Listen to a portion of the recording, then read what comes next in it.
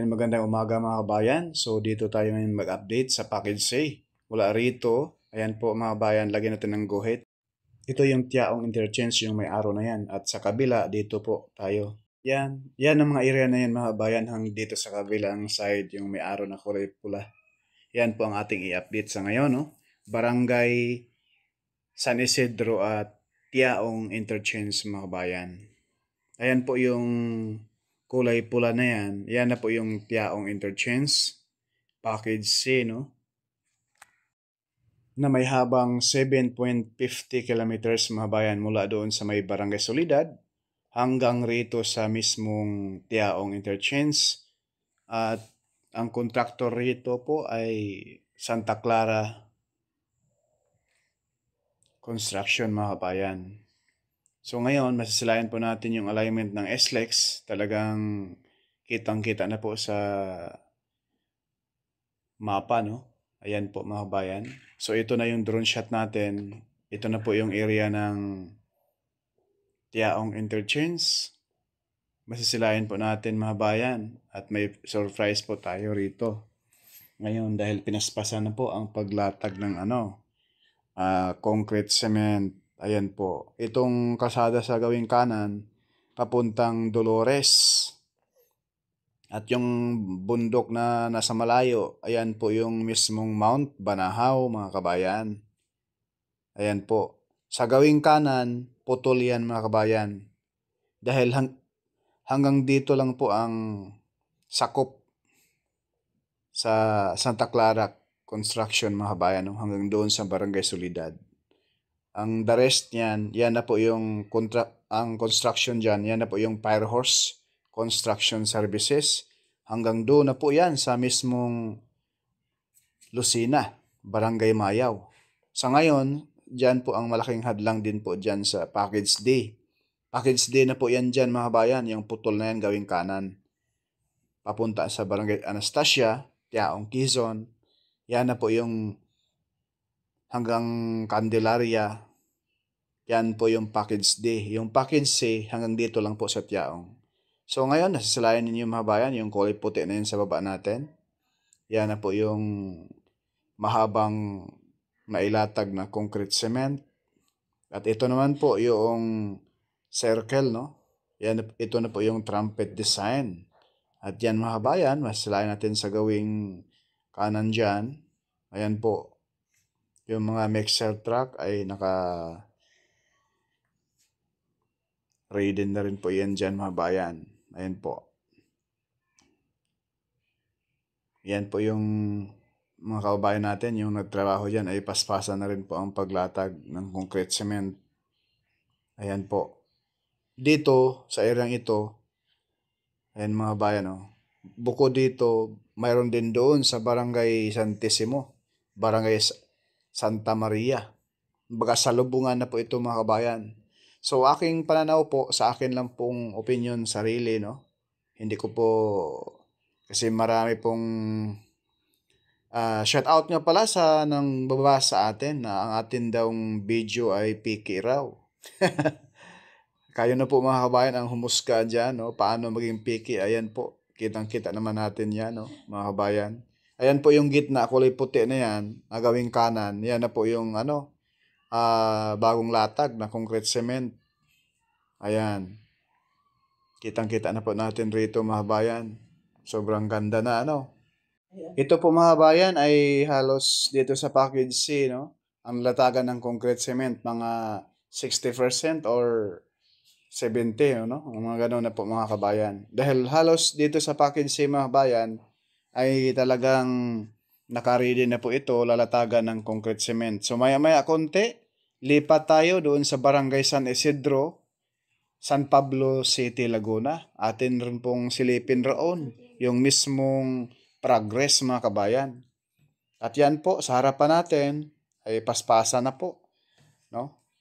Ang paglatag ng concrete cement. Sa unahan, wag po kayong magtaka dyan dahil hanggang dyan lang po ang package C. Lampas dyan mga bayan, dyan na po nag-start ang package D. Mula rito sa Tiaong hanggang Candelaria, Quezon. At yan po sa Diyan sa unahan mga kabayan, yung kulay, yung may nalatag na rin pong concrete cement, yan po yung Barangay San Isidro.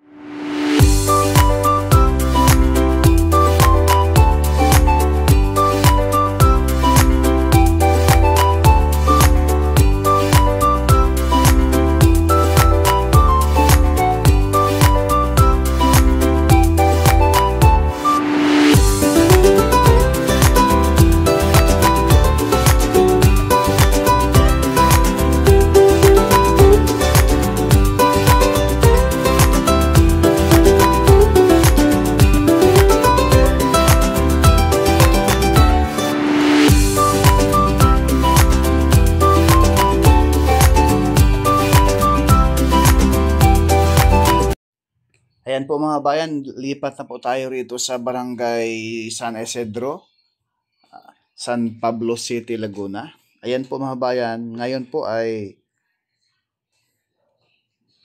tinatambakan na po ngayon dito ng buhangin itong alignment. So yan na lang po mga bayan ang medyo pinapatag ngayon, no? Pinafinalize na po nila rito. At yan sa bandang kaliwa, yan po, makisilayan po natin mga bayan na may mga semento na rin po doon mga bayan. Ayan po, sa bandang kaliwa. Yan na po yung portion ng Barangay Santissimo, San Pablo City, Laguna, na kung saan dyan sa area na yun mga bayan, ayan po yung papunta na rin po doon. Ayan po yung halos, yung paglatag ng concrete cement, halos nasa gitna nila ang kulang ano. Kitang-kita na po natin rito sa ating drone shot. Pakiusap po o wag po tayong mag-skip sa ads at napakalaking tulong na po yan sa pag-vlog ni Purka Studio. Paki-like, share, and subscribe na rin sa ating YouTube channel mga kabayan at follow na rin sa ating FB page. Maraming salamat po mga kabayan sa suporta. God is good all the time. All the time, God is good. Shout out po sa ating mga kababayan dyan, saan mang sulok ng mundo, sa ating mga OFW, lalo na ngayon sa kaguluhan sa Lebanon, no, at Israel. Sana po ipagdasal po natin mga bayan na sana po ay matigil na po ang sigalot sa dalawang bansa. At sana po ang mga tao sa buong mundo ay magkasundo na, lalo na po sa Russia at Ukraine na tuloy-tuloy pa rin ang sigalot mga bayan. Na pag marami tayong magdasal, wala po imposible sa Panginoon Diyos, no?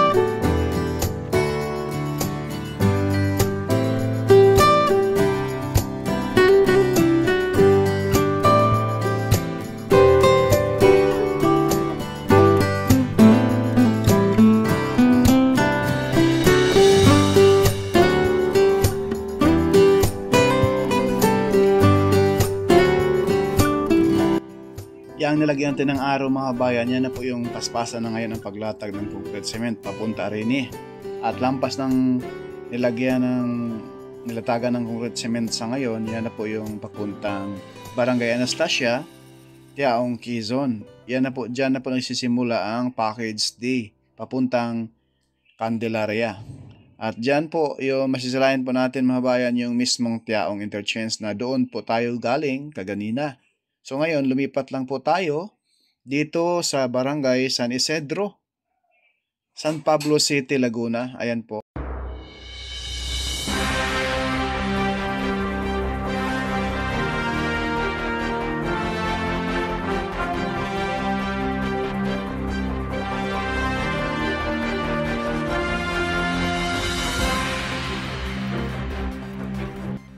Sa akin pong pananaw mga kabayan, itong package sa bago siguro